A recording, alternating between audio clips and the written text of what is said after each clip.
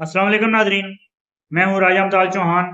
बहुत सी नई अपडेट्स के साथ आपके सामने हाजिर हैं। सबसे पहले 2025 के अंदर एक और जंग 2025 में जो है वो जंगें जंगें हो रही हैं और जंगों का साल है। एक और जंग जो है वो शुरू हो चुकी है दो मुल्कों के दरमियान। और वो कौन से दो मुल्क हैं जिनके दरमियान जो है वो नई जंग शुरुआत हो चुकी है। वो तमाम तर तफसीलात आपके सामने रखेंगे।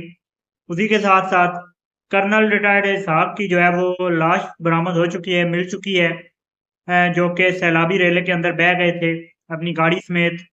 तो वो उसमें जो है वो कितनी गफलत बरती गई, क्यों ये नुकसान जो है वो उठाना पड़ा और क्या जो है वो मामलात है, तमाम तर चीज़ें जो है वो तमाम तर तफसीलात आपके सामने रखेंगे।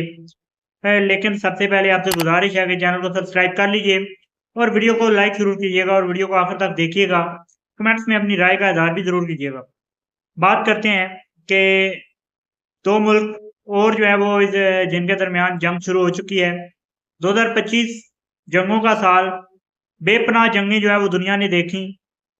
ट्रंप अभी तक जो है पाक भारत जंग का रुकवाने का जो है वो सेर आपने सर ले रहे हैं। ट्रंप ने जो है वो भारत की रुसवाई हुई, पाक भारत जंग, तो हम सब ने जो है वो विटनेस की। उसके बाद ईरान इसराइल जंग और रूस यूक्रेन जंग शुरू तो कब से हो चुकी है, तकरीबन 3-4 साल हो चुके हैं। लेकिन रूस यूक्रेन जंग का तस्करा बहुत ज़्यादा अहमियत का हामिल है इस तमाम तर मामलात के अंदर और इन हालात के अंदर। क्योंकि रूस यूक्रेन जंग जो है वो काफ़ी 2025 साल वो है जिसने रूस यूक्रेन जंग को बुलंदियों में पहुंचाया। और रूस यूक्रेन जंग को जो है वो दोनों ममालिक के दरमियान ये कन्फ्लिक्ट जो है काफ़ी ज़्यादा बढ़ चुका है और ये आलमी जंग की जानिब तबल बजार है। बारहा बड़े बड़े हमले हो रहे हैं दोनों ममालिक की जानिब से। पहले ये जंग जो है वो नॉर्मल जंग थी, लेकिन 2025 के अंदर इस जंग को जो है वो इतना तोल बख्शा गया कि ये जंग जो है अब नेटो तक पहुंच चुकी है। इस जंग में जो है अमेरिका बरह रास्त जो है वो इसमें मुलव्वस होने की कोशिश कर रहा है। इस जंग में जो है वो नेटो बरह रास्त जो है मुलव्वस होने की कोशिश कर रहा है। इस जंग में जो है वो रूस ने तमाम तर बड़ी बड़ी ताकतों को जो है वो ललकार रखा है। और 2025 के अंदर ये जंग जो है वो काफ़ी ज़्यादा बहुत ऊपर के हद तक जो है वो छू गई है। और यहाँ तक आप अंदाज़ा लगाएं कि इस जंग के अंदर न्यूक्लियर वार हेड और न्यूक्लियर जो है वो बम की भी धमकियां देने की इतला जो है मौसूल हुई हैं। तो फिर आप खुद अंदाज़ा लगा सकते हैं कि ये जंग जो है वो 2025 के अंदर कहाँ तक जो है बढ़ी है। पाक भारत टाकरा हुआ। पाक भारत टाकरे के अंदर पाकिस्तान ने जिस तरीके से भारत को जो है वो रुसवा किया, जिस तरीके से जो है भारत जो दुनिया भर में जलील और रुसवा हुआ, भारत के जिस तरीके से जो है वो 7 जहाज गिराए गए, भारत की बेसिस तबाह हुई, भारत के जो है वो नुकसानात उठाने पड़े।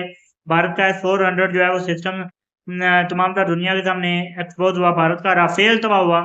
त्यारे तबाह होना एक साइड पे, लेकिन राफेल जो है वो तबाह हो जाना, ये बहुत बड़ी रुसवाई है भारत के लिए।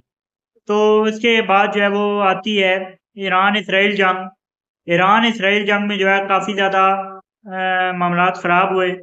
अमेरिका बरह रास्त इस जंग में शामिल हुआ। वर्ल्ड वार टू के बाद अमेरिका के ठिकानों के ऊपर बरह रास्त किसी मुल्क का हमला जो ईरान ने किया, ये हमला भी, और अमेरिका की बेसिस को टारगेट किया गया।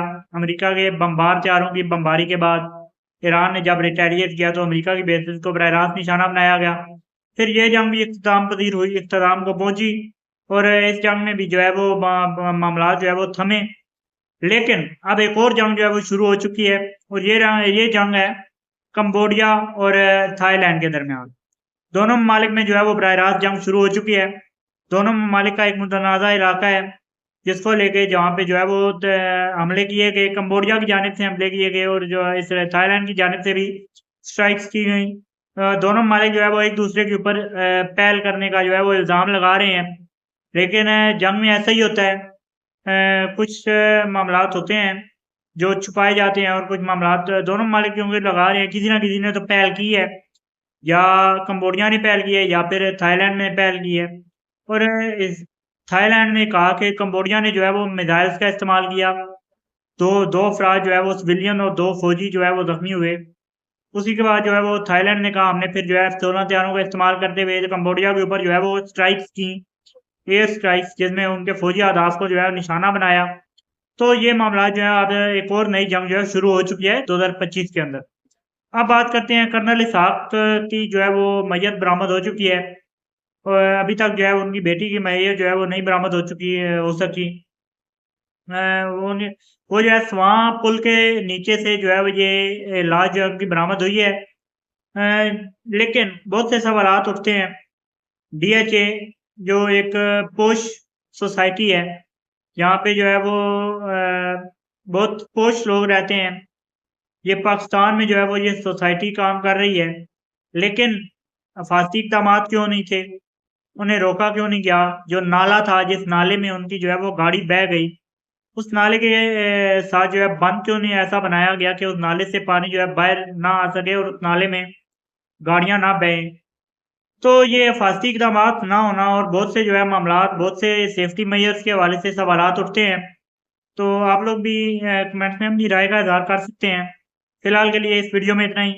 चैनल को सब्सक्राइब कर लीजिए और वीडियो को ज़रूर लाइक कीजिएगा। मुझे दीजिए इजाज़त। अल्लाह हाफ़िज़।